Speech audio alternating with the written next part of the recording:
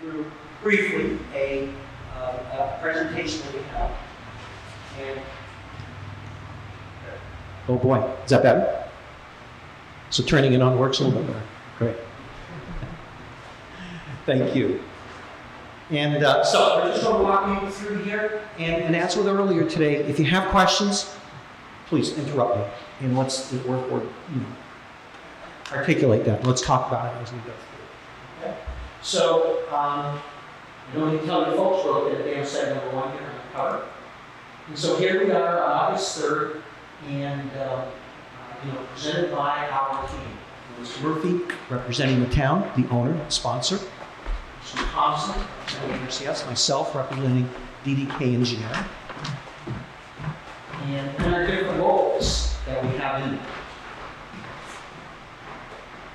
So the objective is we want to do a very brief overview of what is the National Dam Rehabilitation Program, which is the same program that brought these dams into place, into being, into existence, I suppose. We want to talk about the overall process of developing this rehabilitation plan and environmental assessment, Plan EA, and review some of the information on the dam sites. As you folks know, we have dam sites 1, 2, 3, and 5. And there is no 4. I know you guys know that. It took me a while to figure that one out. There's 4. And we're going to identify potential resource concerns relative to this project, and really most importantly is encourage input and contributions by others during the whole planning process. Tonight is not the only forum, obviously, as we've just said. So the NRCS watershed program, going back to the late 1940s, have designed and constructed over about 11,848 dams around the nation. And these dots represent, including our 4 here in Ludlow. Recent history, Bob said, the town asked for, requested an assessment that was conducted by NRCS, 100% federally funded. There was some initial identification in these reports, hey, there might be something, it doesn't meet perfectly all of the current modern dam safety standards.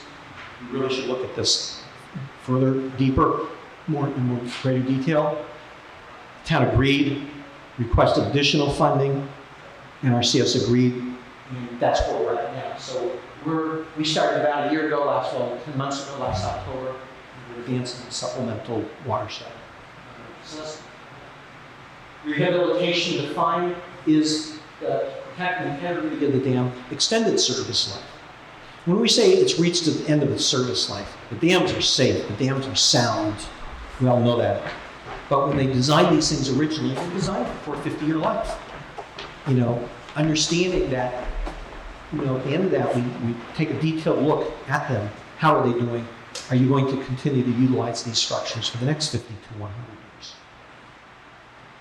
We're going to look at, identifying and replacing deteriorated components. We know there was damages following Tropical Storm Irene. What needs to be conducted. Beyond that, we're talking about capital-based projects. What is involved in upgrading them? Or would the town just as soon have them removed? Decommission. That is a programmatic required alternative that NRCS has to look at by law. We're going to look at removing the dams. There's a lot of detail here.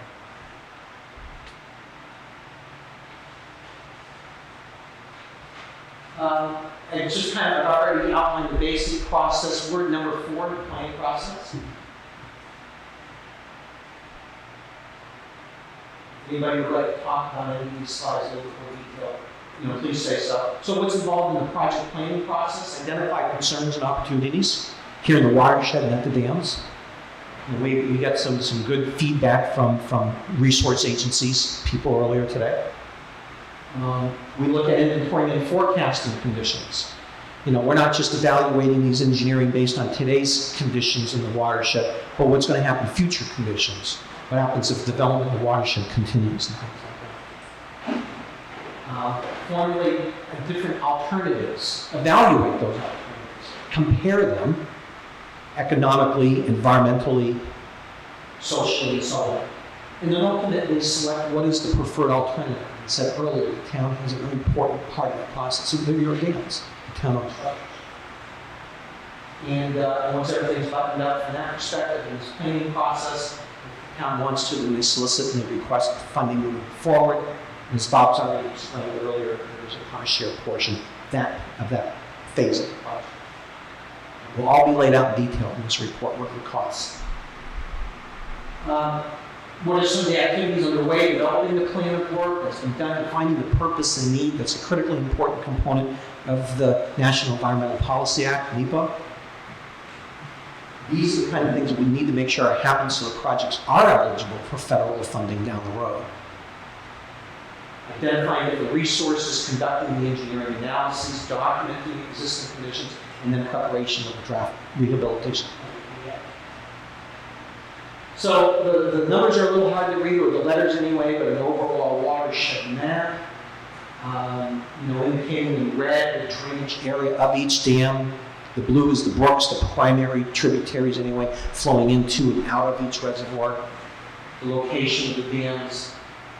Again, a little hard to read, I apologize for that. It's small, but Jewell site 1, 2, 3, 5. We put it in where the town hall is, where we're at today, just to put everything in perspective for everyone. This, by the way, this presentation is available on PDF and paper copies if any of any town residents or anybody from the public, for that matter, is interested. I think we provided that to your municipal manager. So.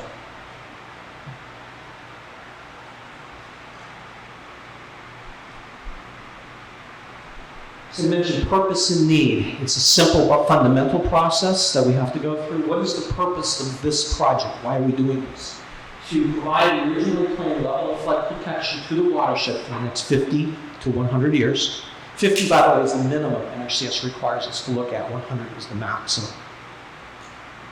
And while minimizing impacts that environmental, economic, social. So that's the purpose. Continue to provide the flood protection that these structures have been providing for the past 50 years. And what is the need? Well, these existing dams do not currently fully meet dam safety standards. It's not because the dams have changed, the standards have changed. Criteria has changed. It's kind of hard if you're more robust. So that's the need. That's why we have to do this. Actions necessary to reduce the risk of loss of life due to a breach or a potential breach of these dams, and to reduce the risk of damage, flood damage downstream, homes, commercial facilities, infrastructure, agriculture. Very simple. That's the purpose and the need of this project.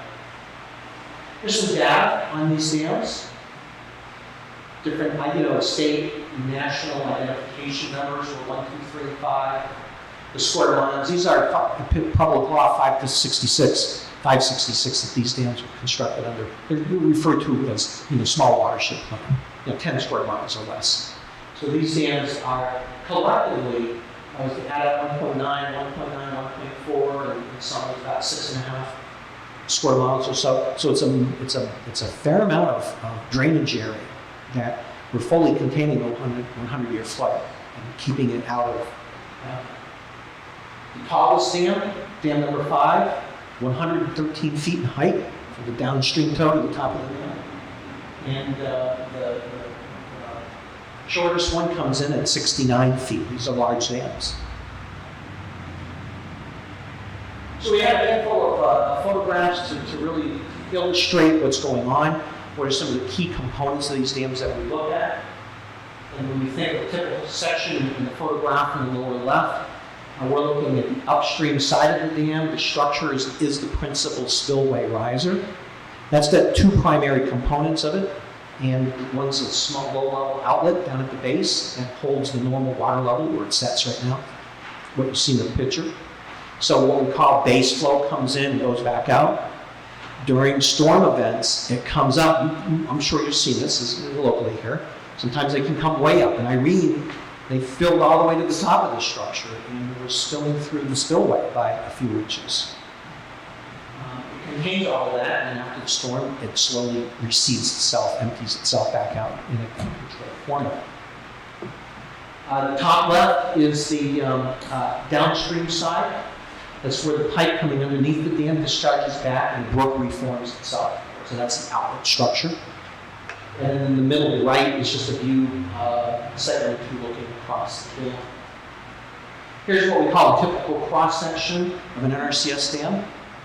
So on the left, you impounded, the two upside-down triangles. The lower one represents the normal water level when it's down low. And all the way up to the top, depending on the storm event, of course, that comes in, it can raise all the way up to the top and impound. So that's your impoundment, or your retarding pool. These things were designed for sediment storage. We know sediment comes into these ponds. We know that these ponds capture and retain sediment over time. These have, Irene put a lot of sediment, as you guys well know, into these things. Site number 5 is largely filled up. It's only a few feet below the water level. We've got the riser, and then the blue horizontally from left to right, that's the low-level pipe that's in each one of these dams. We're going to be putting cameras up through there, robots, and doing an assessment of that structure. Is that concrete in its existing condition sound enough to last the next 50 to 100 years? Or do we have to do something? So that's the level of detail that's being conducted. And then the outlet structure further over to the right that we saw. What are some of the issues here at Jewell? We know the auxiliary spillway. These are earth-line spillways. They erode if too much water gets in them or flows too fast. We had erosion on 3 of these during Irene. And keep in mind, Irene is, about 25 to 30% of the design storms that we evaluate for NRCS earthen dams. You got to take Irene and multiply it by 2 to 2.5 to get to the storms that we're talking about. So we need to, during these large storm events, because of the increased rainfall that's happening, is, these auxiliary spillways are being activated. And we need to make sure that they're stable, they're armored, they're not going to erode. We've already shown our initial work, and which is consistent in the assessment report. We can get some significant erosion in these auxiliary spillways, and if it gets bad enough, it can head cut and erode all the way up through and into the pond.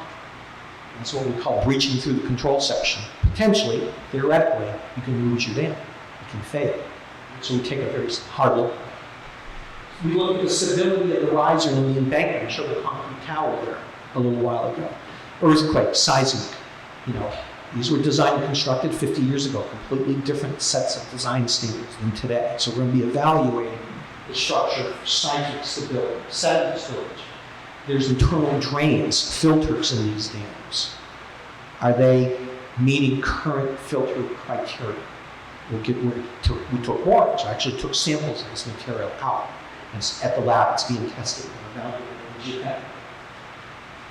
So there's real important technical issues that we're looking for to document what's going on and to ascertain, does something need to be done to continue these dams in safe service for the next 50 years?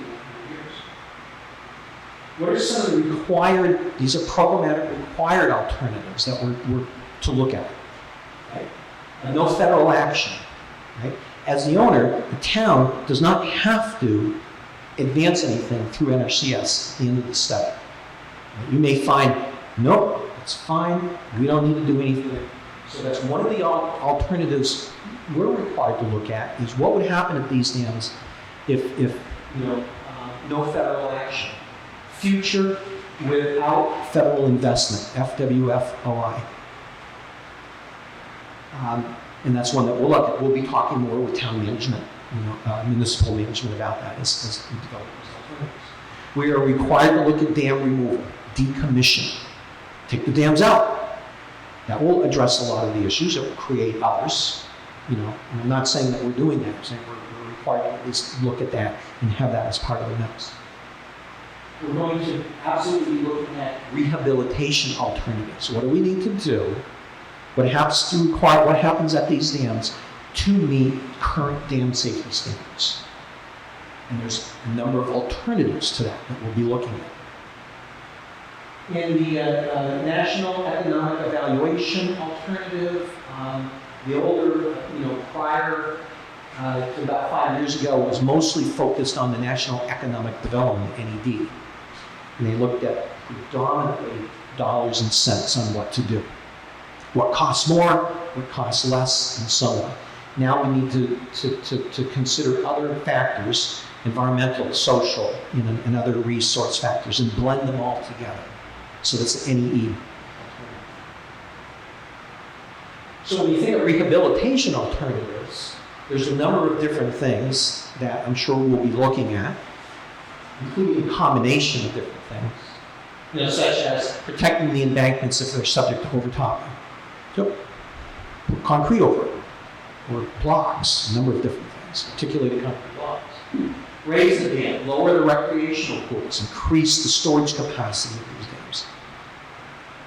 Look at structural reinforcement, armoring the auxiliary spillways. So if water does flow down through them, and they will, how do we prevent them from eroding and heading? Flattening out the embankments if seismic earthquake is an issue. Right? So we'll be going through all of that. We have a handful of photographs just to illustrate to people and what's out there. So I'll go through these quickly. We're looking at Site 2 and looking across the dam. And you can see way over to the left, center, there's the riser, that's that concrete riser. The water, the pool itself, and then the downstream slope. Site number 5, similar view. We're looking across the top of the dam. Off to our left is the retarding pool. And top of the dam, the downstream slope. That downstream slope, the slope on the right, is 113 feet in vertical height. Site number 2, this picture and the next picture, just invite you to pay a little attention to. It's a good example. We took this photograph early October, last October. And you'll recall there was a Halloween day, October 31st. It was a modest storm event, a couple of inches rainfall, something like that. And a little bit different view, but this is the next day. So actually the pond receded a little bit. And water is way up on the riser. Maybe they should type on my part. Oh, it should have laid off to 19. The water is really up, but the ponds did exactly what they were designed to do, what they're supposed to do, contained all that water. And reduced all of that flooding from downtown.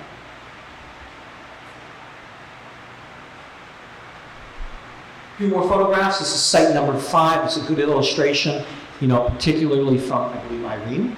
Put a lot of sediment, deposited a lot of sediment. We learned earlier today there was a lot of logging going on, and very well could have been, just some exposed and vulnerable land, and perhaps more sediment than normal, would come in. But that pond's almost full. If you look closely at it, you can actually see the bottom of the pond, the top of the sediment. It's 2 feet, somewhere between 2 and 4 feet. That chart. There's work to be done.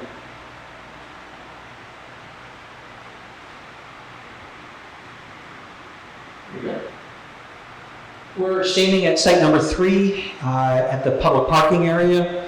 The basketball courts, the edge of the asphalt there, looking across the reservoir, and in the center of the photograph is the dam. If I had a pointer, I could point to a little bit to center left, the white home furthest away.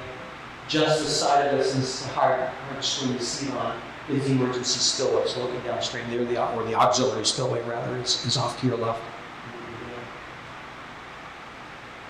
We're back over to site number 1. This is the downstream slope.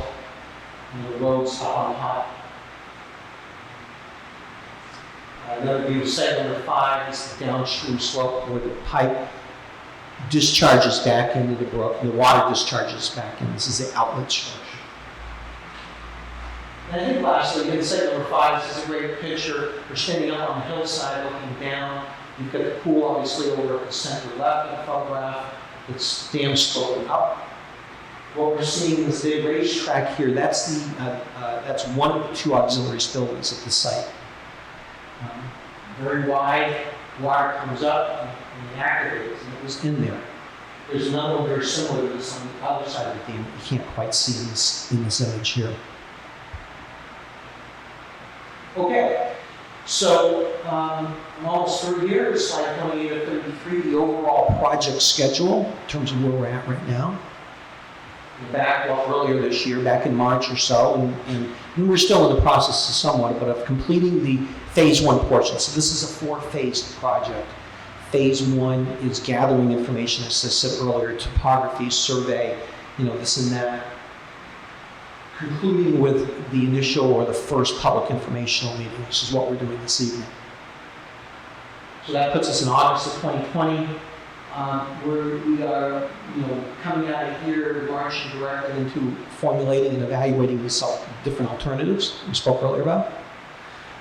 We hope to be through a lot of our internal thinking on that come the end of this year, December, I suppose, of 2020, perhaps January 21. And we're going to be starting to draft the environmental document at the same time. I think we're scheduled to start writing that internally around November. And when that draft plan and environmental assessment is completed, when the draft is completed, and it goes through quite a significant process internally to NRCS, what we call the National Water Management Center down in Arkansas, and they're tasked, they have experts down there, they're tasked with reviewing these things all around the country, so it brings consistency. When they finish reviewing and we address their comments, then a draft Plan EA is available. And it's going to be posted, it's going to be made available to the public, as I mentioned earlier. And we will come back to you around that time frame, about a year from now, and we're going to say, okay, we talked to you a year ago, we got some input from you, we went away, we evaluated, we did our engineering, and we're coming back and saying, here's what we think, this is what we heard, this is what we think, here are alternatives, and here's a lot of the detailed information that goes along with that. And it's a draft. And, we'll have our recommendations, but ultimately, the town will be collaboration, as I said, deciding. And then from there, it's a pretty quick process to get those review comments and complete it. And we're scheduled to be completion of this planning study in October 21. So, we need help from everyone. And we're soliciting input, comments, information, anything that you have, any input tonight, please follow through with your manager's office, if you will, to us. Anything that you would like us to be aware of as we do our work. Whether it's in the overall watershed, whether it's up or downstream, whether there's any abutters, immediate abutters. These are pretty rural dams, obviously, but nevertheless, if the abutters have something that they want us to know as we do our work, now's a good time. So. Okay. NRCS through the U.S. Department of Agriculture, USDA. This is an important statement equal opportunity employer provider. Mr. Thompson is your point of contact. And if you have any questions, that's how you get a hold of Bob. As I've said a couple of times, or through your manager's office. This is a great link. I encourage anybody who's interested in this project to click on that. And it's an NRCS website. And it brings you right to the watershed rehabilitation plan process. And it will give you a lot more detail than what I've touched on briefly over tonight. And just to thank you, everyone involved in the project. It's a lot faster than today. So thank you. Any initial questions? Folk have. I have a question probably for Bob. We talked about, I know you came to the select board a couple times to address it. How much of a timeline and the town's share of 35%? So we won't have to build towards that. And I think initially we said about a 10-year process to get to that point of construction. And I'm just wondering if that, do you think that might change with the pandemic a little bit, or do you think that's still going to be what we need to build for? That's hard to say, but it appears like there's not as many people applying for the dam rehab funds than than usually was anticipated. So I would, if day one, Jeff finishes the plan, and day two, I wouldn't be surprised. I wouldn't be at all surprised if we can go right to design, get the funds, and go right to design that same year. I would not be surprised. So we could accelerate it. I mean, there's obvious reasons the town might want to slow it down a little bit so we can accumulate a little bit more funds. But from what little I know of the program and what appears to be happening, appears like there's not as many sponsors out there applying for the funds than originally was anticipated. So I think that there's going to be plenty of funds available to do if you guys wanted to move up and do it. I guess follow up on that. It's hard to project out how much will be there, and it's a lot of money as you find it, use it somehow. So you're still thinking 10 years from when you started to try. I pulled that figure out of the air originally, I'll be honest with you, but originally when we were thinking, of course, we're competing against 12,000 other dams, originally, but we're finding out that I think nationally we're finding out that there's sponsors out there that just can't afford to maintain these dams, and last thing they want to do is invest more money into it because they just don't have two numbers rubbing against each other. So the 10-year thing was kind of a number I threw out, but and it may still be that, but I'm thinking we can move it along faster. I think the funds will be available. Of course, and like I said, you don't know what's going to happen with the funds. They may sequester some funds from this program to help pay for COVID. You never know. Is there any chance of saving?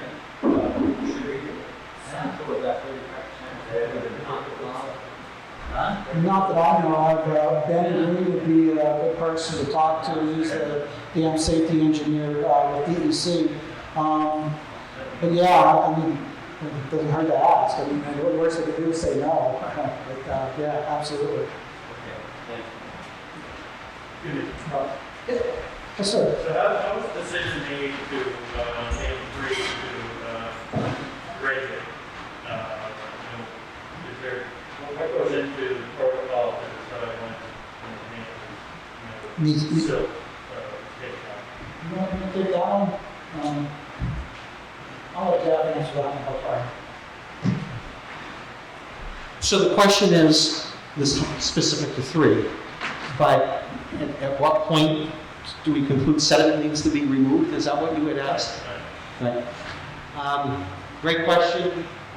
The answer is not quite as straightforward as I would like it to be. However, generally speaking, when these dams, when I say these, NRCS dams include are designed to handle all of the sediment that comes in. And so one of the first things that we look at is how much sediment has come in over the past 50 years.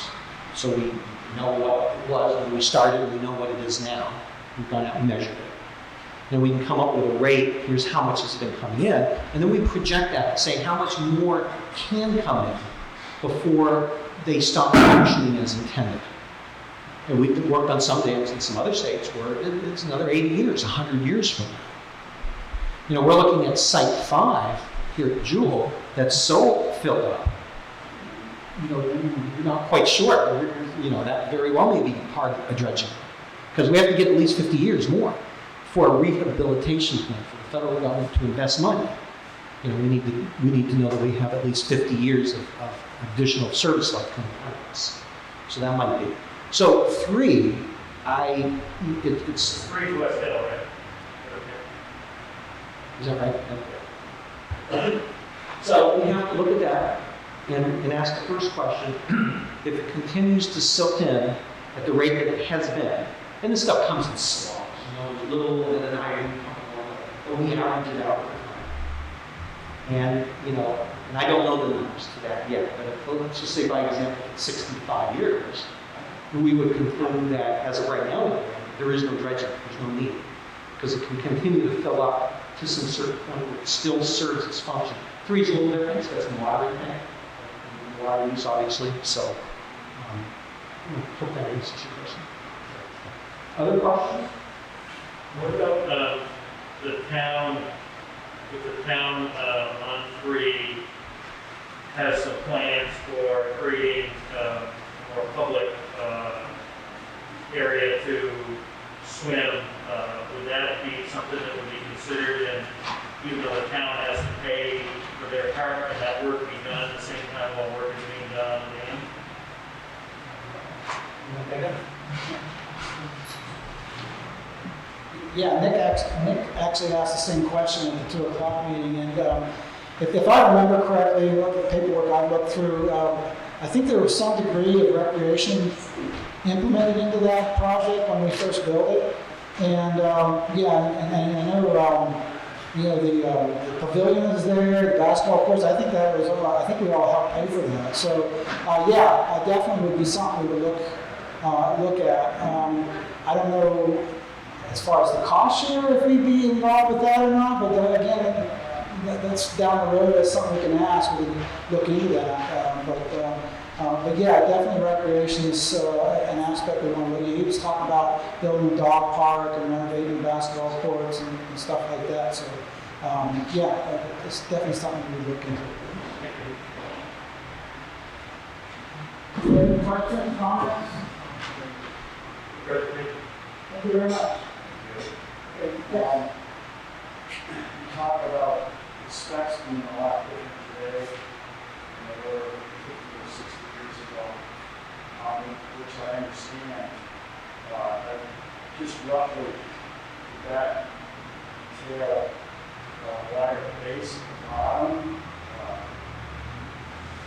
Or what's that? What are the differences in specs?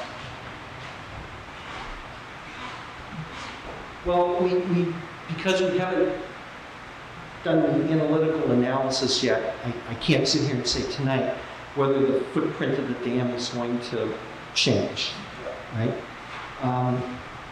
But for example, earthquake or seismic coefficients and loadings and things like that, acceleration coefficients and stuff have changed a little bit. So we're evaluating it right now, and we'll know, in a few months, if the existing slopes meet minimum factors of safety for current standards. If they do, then there's a probable chance we will need to change it all footprint. And same thing hydraulically.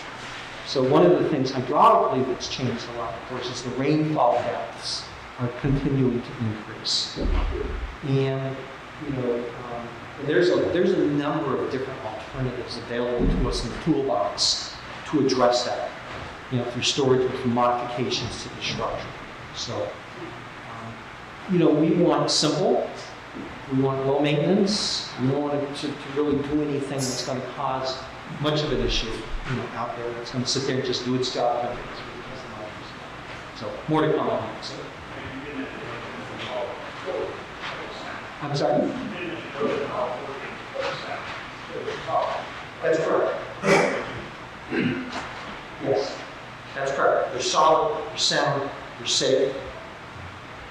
That's different than saying you may meet current, say in this case, say hydrology and hydraulic performance standards. And we have to go through the process of things for that. Okay, cool. Anybody else? Thank you very much for coming. We appreciate it. As I said, if you have follow-up questions, please go up and start. Good evening. Thank you for your time.